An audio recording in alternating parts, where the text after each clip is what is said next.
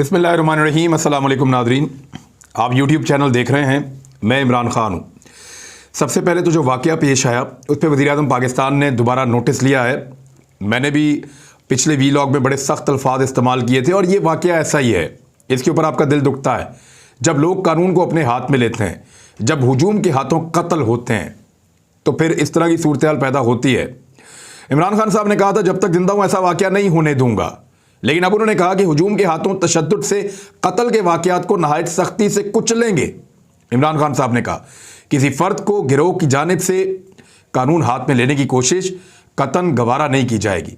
चुनाचा इस तरह के जो तशद्दुद के वाक़यात हैं उनको नहायत सख्ती से कुचलेंगे। मैंने IG पंजाब से मियाँ चुन्नू वाक़े के ज़िम्मेदारों और फ़राइज़ की अंजामदही में नाकाम रहने वाले पुलिस एहलकारों के ख़िलाफ़ कार्रवाई की तफसीलात तलब की हैं। ये तो इमरान खान साहब ने कहा। अब इसकी तफसीलात कुछ मेरे पास आई हैं। वो तफसीलात क्या हैं मैं आपको बताता हूँ, लेकिन वज़ीर-ए-आला पंजाब को भी एक रिपोर्ट पेश की गई है इस वाक़े की। उन्होंने इसकी रिपोर्ट मांगी थी, वही रिपोर्ट वज़ीर-ए-आज़म पाकिस्तान के साथ भी शेयर की गई है और एक रिपोर्ट मेरे पास मौजूद है। उस रिपोर्ट का अक्स आप ये मेरे पीछे देख लें। एग्जैक्टली इसी तरह है, बिस्मिल्लाहिर्रहमानिर्रहीम से ये शुरू होती है और इस रिपोर्ट के अंदर बताया गया है कि मियाँ चुन्नू वाक़े के बाद गुज़िश्ता 10 घंटों में, ये 10 घंटों के अंदर रिपोर्ट बनाई गई थी, 120 से ज़ायद छापे मारकर 62 मुश्तबा अफराद को ज़ेर हिरासत लिया गया, जिसमें से 17 मरकज़ी मुल्ज़िमान हैं जो इस कत्ल के अंदर शामिल थे। मोबाइल डाटा और फुटेजेस की मदद से मज़ीद मुल्ज़िमान की गिरफ्तारी के लिए छापे मारे जा रहे हैं। वाक़े में 33 नामज़द और 300 नामालूम अफराद के ख़िलाफ़ मुकदमा भी दर्ज कर लिया गया है, जबकि मुकदमे में संगीन जराइम और दहशतगर्दी की दफ़ात भी शामिल की गई हैं। अब मैं आपको बताता हूँ कि वाक़या हुआ क्या था। ये बड़ा खौफनाक वाक़या है। इसकी तफसीलात जो है वो मुख्तलिफ लोगों ने रिपोर्ट की हैं। मेरी रज़ा जाफरी भाई से बात हुई है जो वहाँ पे समा न्यूज़ के नुमाइंदा हैं। उनके पास भी खासी इन्फॉर्मेशन थी सारे वाक़े के हवाले से। वहाँ खौफ व हरास है। नॉर्मली लोग बात करते हुए घबरा रहे हैं, लोग बात कर नहीं रहे। BBC के लिए इसको रिपोर्ट किया है जो कुलज़म बशीर साहब, कुलज़म बशीर अहमद, उन्होंने इसको BBC के लिए रिपोर्ट किया। तो मुख्तलिफ रिपोर्टर्स इसको रिपोर्ट कर रहे हैं। मेरी खुद 2 मुख्तलिफ लोगों से बात हुई जिनमें रज़ा जाफरी साहब ने मुझे बड़ी तफसील के साथ बताया कि वाक़या हुआ क्या। ये जो इमाम मस्जिद है उस मस्जिद के जहाँ पे ये वाक़या पेश आया, जिसके करीब बकौल उस इमाम मस्जिद के वो मौजूद थे पुलिस स्टेशन में अपने किसी मामले में, किसी और इशू के सिलसिले में वो पुलिस स्टेशन में इमाम मस्जिद मौजूद थे। पुलिस स्टेशन का और मस्जिद का फासला जो है वो लगभग 10-15 मिनट का फासला है। इमाम मस्जिद के टेलीफोन पे कॉल आती है उनके बेटे की। उनका बेटा ये क्लेम करता है कि यहाँ पे एक आदमी पकड़ा गया है जो कुरान मजीद को नाउज़ुबिल्लाह आग लगा रहा था और इस आदमी को हमने काबू कर लिया है, तो आप आ जाएं। इमाम मस्जिद ने SHO को साथ लिया और पुलिस की एक नफरी भी साथ ली और ये लोग फौरी तौर पे थाने से निकले मस्जिद जाने के लिए। अब वहाँ पे 2 स्टोरीज हैं। कुछ लोग ये कहते हैं कि उन्होंने धुआं देखा और देखा कि एक शख्स वहाँ पे मौजूद है और वो मस्जिद के अंदर कुरान पाक वाले एरिया को आग लगाने की कोशिश कर रहा है। कुछ कह रहे हैं वो कुरान पाक के औराक को नाउज़ुबिल्लाह आग लगा रहा था। तो उसके बाद उसको वहाँ पे इंतज़ामिया के लोगों ने और 2-4 लोग जो वहाँ मौजूद थे, क्योंकि मगरिब से कुछ देर पहले का ये वक्त था, मगरिब से कुछ देर पहले का वक्त था, तो उस वक्त आपको पता है कि लोग मस्जिद की तरफ आ भी रहे होते हैं। तो वहाँ जो लोग मौजूद थे जिन्होंने देखा उन्होंने इसको पकड़ लिया। बेटे ने फ़ोन किया, जो इमाम मस्जिद के बेटे हैं वहाँ हुजरे के अंदर से, उन्होंने फ़ोन किया अपने वालिद को कि ये वाक़या हो गया, जल्दी आ जाएं। उनके वालिद पुलिस स्टेशन में ऑलरेडी मौजूद थे। उन्होंने पुलिस को साथ लिया और वो मौके पर पहुंच गए। जो बंदा पकड़ा गया, इस बंदे का नाम है मुश्ताक अहमद वल्द बशीर अहमद और ये वहाँ करीब ही एक गाँव है 12 चक, ये वहाँ का रिहायशी था। इसकी मैयत को इसके सौतेले भाई जो है उन्होंने वसूल कर लिया है। ये जो शख्स मारा गया है इसको उन्होंने पकड़ लिया और इमाम मस्जिद ने जाके SHO के साथ इसको हुजरे वाले कमरे के अंदर बंद कर दिया। अचानक वहां पे बहुत बड़ी तादाद में लोगों का हुजूम इकट्ठा हो गया। पहले जो लोग इकट्ठे हुए वो लगभग 50 से 70 के दरमियान बताए जाते हैं। उन लोगों ने पुलिस से इस शख्स को मांगना शुरू कर दिया कि हमारे हवाले किया जाए, हम इसको सजा देंगे। पुलिस ने मना किया, लेकिन लोग गुस्से में थे, पुलिस पीछे हट गई, पुलिस ने मज़ामत नहीं की। ये मैं आपको क्लियर कर रहा हूं। मुझे मुख्तलिफ लोगों ने कहा कि मौका के ऊपर पुलिस ने वो मज़ामत नहीं की जो उनसे तवक्को की जा सकती थी। उनके पास हथियार थे, सब कुछ था, वो लोगों को वार्न कर सकते थे, लेकिन पुलिस डर गई। पुलिस खौफजदा हो गई उस मॉब को, उसके गुस्से को देखकर। लोगों ने ज़बरदस्ती उस आदमी को बाहर निकाला और डंडों से और पत्थरों से मारना शुरू कर दिया। लोग इकट्ठे होते गए, टॉर्चर बढ़ता गया। जो शख्स भी आता वो आकर ये सवाल करता कि इसने क्या किया, तो वो कहते इसने कुरान पाक की और आग जलाएं, और वो भी पत्थर उठा के मारता। इस तरह जनूनियों का एक बहुत बड़ा हुजूम इकट्ठा हो गया और उन सब ने मिलकर पत्थर और डंडे मार मार कर इस शख्स को मौत के घाट उतार दिया और उसके बाद इसकी लाश को एक ट्रक के साथ लटका दिया। इस शख्स के बारे में कुछ इतलात ये मिली हैं, मकामी लोगों ने बताया कि गुज़िश्ता एक दिन से जिस इलाके में ये कत्ल हुआ है, इस इलाके के अंदर ये बंदा मांगता हुआ पाया जा रहा था। ये भीख मांग रहा था। ये शख्स जो इसके इलाके के लोग हैं, जहां से ये आया, जिस गांव से, वहां के लोगों से पूछा तो वो ये कहते हैं कि ये इसका ज़हनी तवाज़ुन ख़राब था, जिसकी वजह से इसकी बीवी और बच्चे भी इसको छोड़ गए थे आज से कई साल पहले। और ये अपने घर कई कई रोज़ वापस भी नहीं आता था। ये घर से निकल जाता था, कई कई दिन बाहर ही रहता था, जिधर मुंह होता था वहां चल पड़ता था और मांग मांग के अपना गुजारा करता था। किसी से खाना खा लिया, किसी से पैसे पकड़ लिए। अब ये एक ज़हनी मरीज़ था और ज़हनी मरीज़ के लिए जो है वो बहुत बड़ी छूट है हमारी शरीयत के अंदर भी। यानी जो ज़हनी मरीज़ है या पागल है, उसको नमाज, रोज़ा, इन चीज़ों से भी अल्लाह ताला ने उसके लिए गुंजाइश पैदा की है। जिसके पास नॉलेज ना हो या जो ज़हनी मरीज़ हो, उसके लिए कितनी गुंजाइशें हैं, उलमा इकराम इसके बारे में ज़्यादा बेहतर बता सकते हैं। तो ये तो अब प्रूवन है, बहुत सारे लोग कह रहे हैं कि ये ज़हनी मरीज़ था, नॉर्मल आदमी नहीं था। लेकिन जो मार रहे थे वो तो सारे नॉर्मल थे। भाई अगर आपने पकड़ लिया है और उसने एक ऐसी हरकत की है जिससे आप सबका दिल दुखा है, पुलिस के हवाले कीजिए। पाकिस्तान में कानून है, कानून के मुताबिक उसको सजा हो जाएगी। आप कौन होते हैं कानून को अपने हाथ में लेने वाले?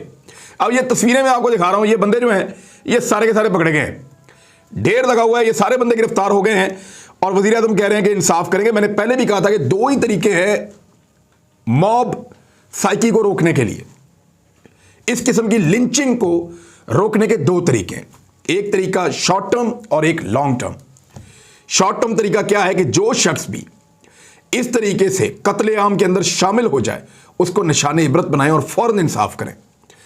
इनमें जितने लोगों ने दरिंदगी की है उन सबको सजा दें।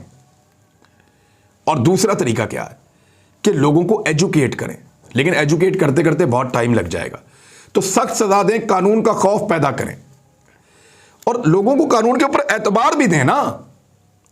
यानी लोगों को यह भी ट्रस्ट होना चाहिए कि अगर कोई जेनवन वकूआ हुआ है, हमने बंदा पकड़ के पुलिस को दिया है, तो कानून के मुताबिक उसको सजा भी देगा। यह भी होना चाहिए। लेकिन एक पागल आदमी के साथ या ज़हनी मरीज के साथ या खब्तुल हवास आदमी के साथ, जिसकी कैफियत दुरुस्त नहीं थी, बकौल वहां के सहाफ़ियों के, क्योंकि मैं खुद तो वहां नहीं गया, मैं इस आदमी को भी नहीं जानता, बकौल उसके रिश्तेदारों के, बकौल उसकी पुरानी ज़िंदगी के जो एविडेंसेस आ रहे हैं उसके मुताबिक ये आदमी ज़हनी तौर पे तंदुरुस्त नहीं था। और फिर उसके ऊपर जो तशद्दुद हुआ, जो टार्चर हुआ, जिस तरीके से उसका कत्लेआम किया गया वो बड़ा ब्रूटल। और जितने लोग उसको मार रहे हैं वो गालियां कौन सी दे रहे हैं? ये कौन से आशिक रसूल हैं?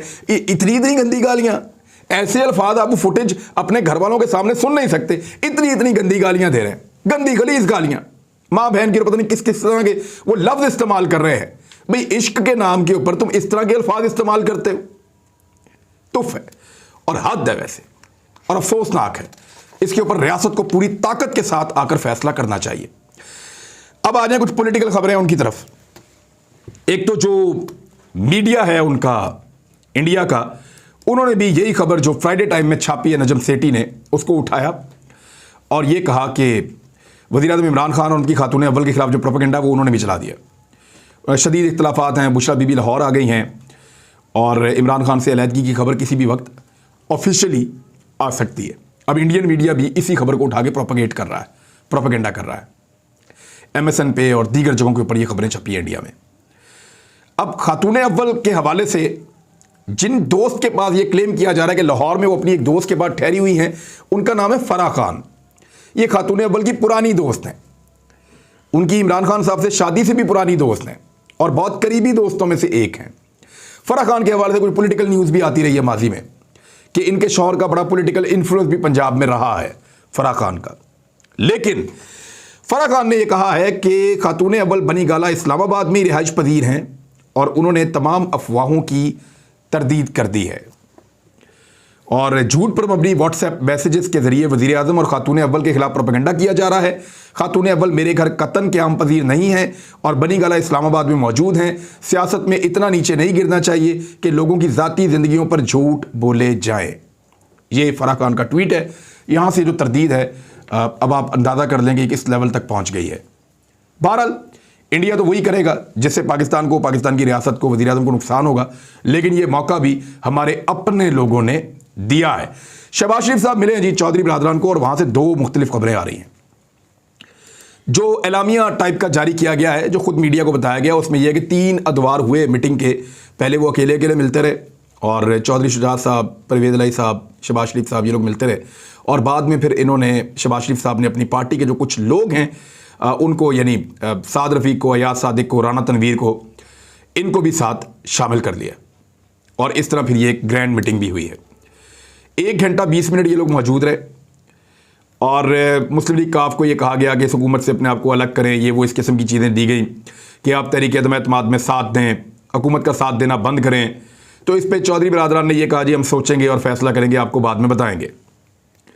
लेकिन जो असल खबर है जो मुख्तलिफ सोर्सेज से बाहर आ रही है, वो ये कहते हैं कि जब मुश्तरका मीटिंग हुई तो उस मीटिंग के अंदर कुछ पॉलिटिकल लोगों ने शहबाज शरीफ साहब के साथ जो गए थे वफ्द में, उन्होंने ये क्लेम किया और ये कहा कि हुकूमत गिर सकती है, आप हमारा साथ दीजिए, हम आपका साथ देंगे। ख्वाजा साद रफीक साहब का चौधरी परवेज़ इलाही साहब से बहुत अच्छा ताल्लुक है क्योंकि वो जितना बिजनेस करते रहे हैं परवेज़ मुशर्रफ साहब के दौर में, यहां वजीर आला पंजाब परवेज़ इलाही साहब थे और परवेज़ इलाही साहब ने उनको सपोर्ट किया था कुछ चीज़ों में ख्वाजा साद रफीक साहब को। मेरे पास उसका गवाह आज भी मौजूद है और मुझे इस वाक़े का भी पता है कि किस चीज़ की वो सपोर्ट लेने गए थे और क्या सपोर्ट ख्वाजा साद रफीक साहब को चौधरी बरादरान ने दी थी। तो ख्वाजा साहब वैसे ही बहुत करीब हैं चौधरी बरादरान के।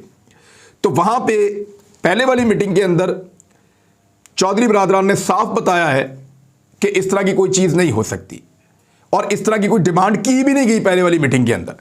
उन्होंने खुद ही बता दिया, उन्होंने कहा जी ये अब हमारे पास क्या ऑप्शन, हम गवर्नमेंट का हिस्सा हैं और वो खुद गवर्नमेंट है इस वक्त। उन्होंने पीटीआई के साथ मिलकर इलेक्शन लड़ा हुआ है, उनको पीटीआई के वोटरों ने वोट डाले हुए हैं, उनका इलेक्टोरल इत्तेहाद था, तो मुमकिन नहीं है कि वो छोड़ के भाग जाएं। लेकिन पीएमएलएन ने जब मुश्तरका मीटिंग के अंदर जब ज़्यादा लोग बैठे तब ये बात की है मुबैना तौर पे, लेकिन काफ लीग ने किसी किस्म की कोई भी हामी भरने से फिलहाल इनकार कर दिया है, ये कहते हुए कि हम इसके ऊपर गौर करेंगे। तो लिहाजा यहाँ पे एक बहुत बड़ी मायूसी है।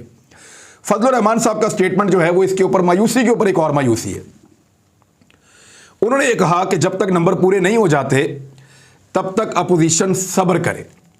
सारे एक दूसरे से मिल रहे हैं, नंबर पूरे करने की कोशिश कर रहे हैं, अभी तो अपोजिशन के अपने नंबर पूरे पक्के नहीं हो रहे तो हुकूमत के बंदे कहां से तोड़ने हैं। और तहरीक अदम-ए-एतमाद के लिए अपोजिशन के पास वोटों की कमी है, पीडीएम सरबराह ने सब्र की तलकीन कर दी है। जब तक वोट पूरे नहीं होते जल्दबाजी नहीं करेंगे। तहरीक अदम-ए-एतमाद से मुताल्लिक जरगा तश्कील दे रहे हैं जो पीडीएम की जमातों पर मुश्तमिल होगा। हुकूमत की हलीफ जमातों से कहा जाएगा कि बस बहुत हो गया, कौम पर रहम करें, हम जल्द ही वोट पूरे कर लेंगे, लेकिन फिलहाल हम सब्र करेंगे। फजलुर रहमान साहब है। एक और खबर दूं आपको अंदर की, फजलुर रहमान साहब नाराज हो गए थे पीडीएम में शहबाज शरीफ से और मरियम नवाज से, और उन्होंने यहां तक धमकी दी कि मैं पीडीएम की सरबराही छोड़ के जा रहा हूं। फिर मरियम नवाज और शहबाज शरीफ उनको मनाते रहे। उन्होंने धमकी दी कि तुम लोगों ने मेरे से पूछे बगैर, मुशावरत किए बगैर जरदारी साहब को और बिलावल को घर बुला के दावत दी और उनको हमने शोकाज जारी किया हुआ है। आप फैसले अगर आपने खुद ही करने हैं तो फिर मैं पीडीएम का सरबराह क्यों हूं। यह फजलुर रहमान साहब का मौक़िफ़ था। बड़ी गर्मा गर्मी हुई, उन्होंने धमकी दी कि मैं छोड़ दूंगा इसकी सरबराही। तो मरियम नवाज ने और शहबाज शरीफ साहब ने उनको मनाया, वो नहीं माने। उन्होंने प्रेस कॉन्फ्रेंस करने से भी इनकार कर दिया कि मैं प्रेस कॉन्फ्रेंस नहीं करता। फिर शहबाज शरीफ और मरियम नवाज दोबारा मनाते रहे और शहबाज शरीफ ने माजरत की, माफ़ी मांगी, तो फिर मौलाना साहब मांग। शहबाज शरीफ साहब, उनका जो केस है मकसूद चपड़ासी वाला, वो उनको दर दर लिए फिरता है। कभी फजलुर रहमान से माफ़ी मांगते हैं, कभी आसिफ अली जरदारी से माफ़ी मांगते हैं, कभी वो माफ़ी मांगते हैं जाकर चौधरी बरादरान से, कभी एमकेएम से माफ़ी मांगते हैं। तो शहबाज शरीफ साहब को उनका केस जो है, उस केस ने उनको इस नहज पे पहुंचा दिया है कि परेशानी बढ़ती चली जा रही है, कम नहीं हो रही। और हर हाल में वो चाहते हैं कि इमरान खान हट जाए तो मेरे ऊपर से मायूसी के बादल हट जाएंगे। इस केस के अंदर मुझे रिलीफ मिलने का एक ही इम्कान है कि इमरान खान को हटाओ ताकि कोई एनआरओ मिले। उसके लिए वो हर दरवाज़ा खटखटा रहे हैं, लेकिन फिलहाल अब तक की जो इतलात है उनके मुताबिक बात नहीं बन रही। तो नाज़रीन, अब तक के लिए इतना ही। अपना ख्याल रखिएगा, अपने इस चैनल का भी। अगले वीलॉग में एक बहुत इंपॉर्टेंट चीज़ आने वाली है, वो इंशाल्लाह आप लोग कल सुबह के वीलॉग में सुनेंगे। अब तक के लिए इतना ही। अपना ख्याल रखिएगा, अपने चैनल का भी। अल्लाह हाफ़िज़।